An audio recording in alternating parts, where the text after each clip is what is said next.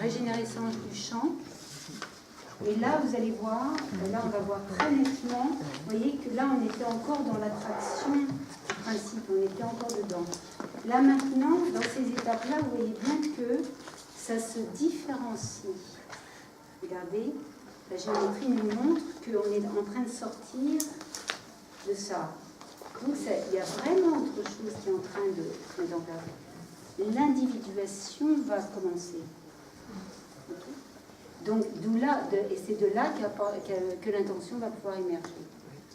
Mais au moment où on commence ça, il y a un ajustement entre le global et le local qui commence vraiment à se différencier. Donc, vous voyez bien que, pour l'instant, tu regardes là ? Oui, on a un petit peu dépassé là, donc il faudrait conclure gentiment. Ok.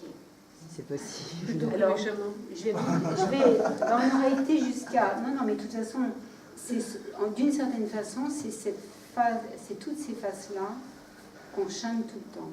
Donc, si on les a entendues, celles-ci, le reste découle, va se réajuster. C'est ce qu'on a à retrouver, ça. Et on n'en tenait pas compte. C'est des dimensions dont on ne tenait pas compte, et maintenant, nous allons en tenir compte. On va se rendre compte qu'on a besoin de tenir compte. Donc là, ça va, je vais aller plus vite, là, on va accélérer. Donc là, ça va se différencier.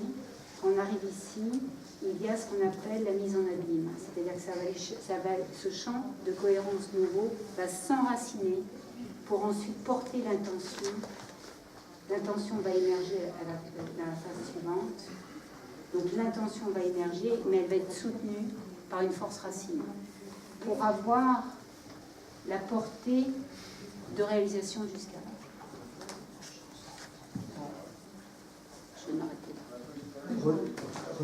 Après la mise en abîme, c'est en train de Là, si tu veux, la mise en abîme, c'est ce qui te permet d'avoir une racine qui dépasse, qui est plus large que ton champ de cohérence.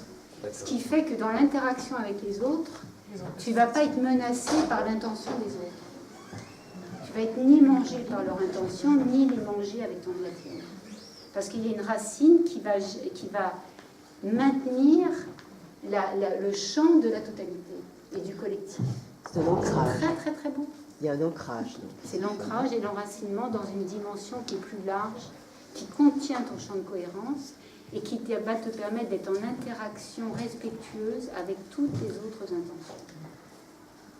Pour naître, et dans ces interactions d'intention, va apparaître le dessin de l'univers, que seuls nous ne pouvons pas manifester.